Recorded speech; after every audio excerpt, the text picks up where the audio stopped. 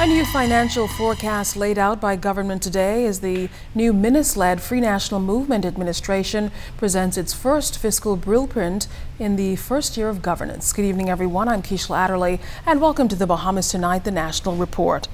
Now, the country's Deputy Prime Minister and Finance Minister, Peter Turnquest, presented the facts, noting the grim reality of the country's economy, which he says will delay but not put off a number of government plans.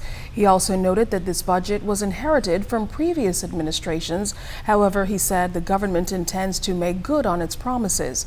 We have team coverage on the budget communication today, starting with our Janaea Noel Ferguson.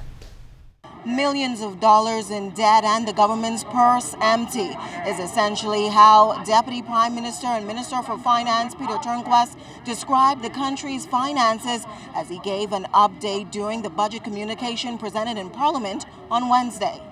Let me be quite blunt.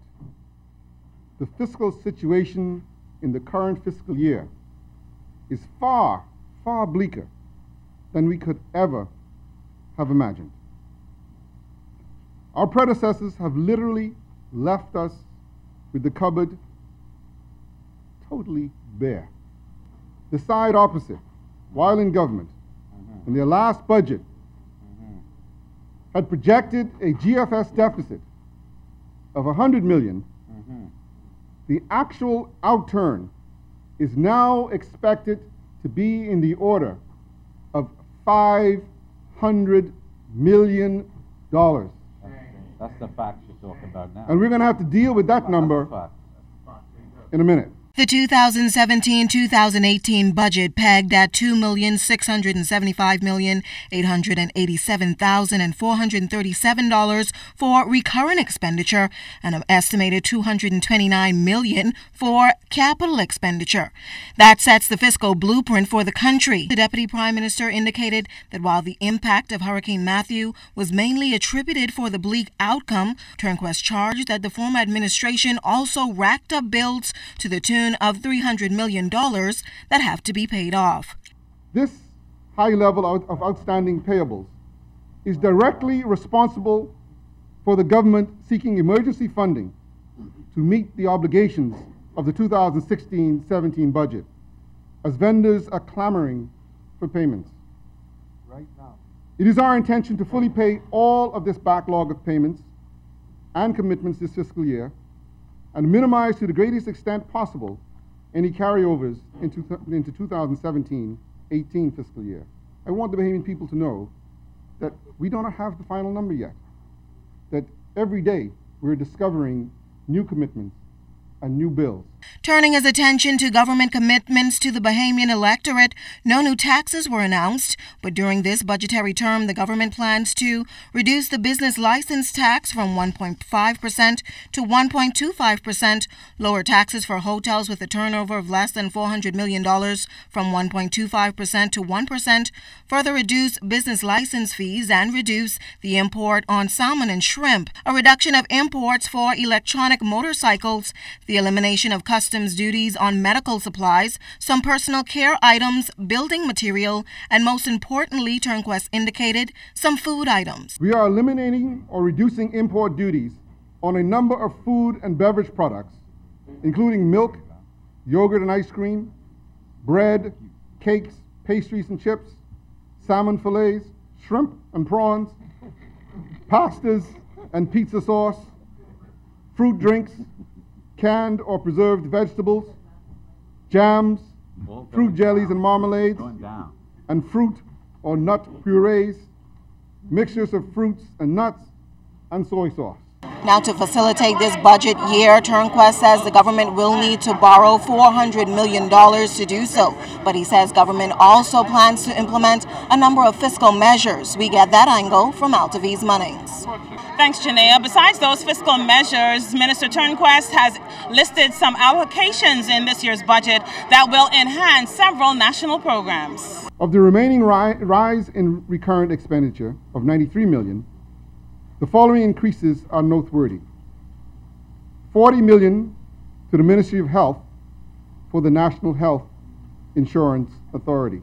Within the Ministry of Public Service and National Insurance, $35 million for medical insurance premiums, $16 million for pensions, $6 million for gratuities, and $10.6 million for office rents.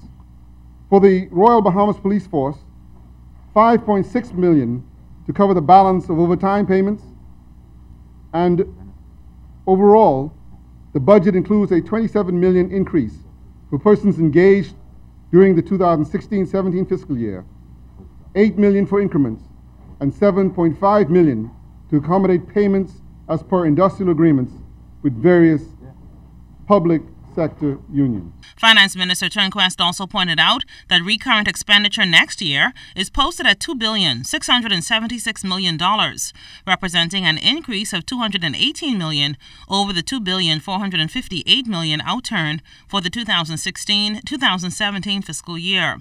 The minister noted a significantly higher level of debt redemption of $125 million, with an increase from $308 to $433 million. Minister Turnquest said capital expenditure for the 2017-2018 fiscal year is projected at $230 million, down from the hurricane-impacted level of $310 million in the previous fiscal year, representing 2.5% of the gross domestic product. The finance minister also detailed some of the government's goals for the next 3 months, including an in-depth review of government expenditure to determine where and how value for money can be enhanced. Table in Parliament a full list of financial subsidies to developers to show how value-added tax contributions were spent, and strengthen the accountability and transparency of operations at the Ministry of Finance as outlined in the speech from the throne. This budget includes funding in the amount of $429 million for 25 state-owned enterprises, quasi-government corporations. This is $79 million more than last year, primarily because of the introduction of national health insurance. As this is clearly unsustainable, this administration will develop concrete action plans to transform these enterprises either into viable, efficient, and self-sufficient entities, or transfer them to the private sector and use any gains from these transactions to retire debt. We are implementing rules and procedures through the Constituency Capital Grant Act to govern the use by members of Parliament of their annual $100,000 constituency capital grant allocations. We will introduce fiscal responsibility legislation that would make it difficult for future administrations to incur deficits unabated.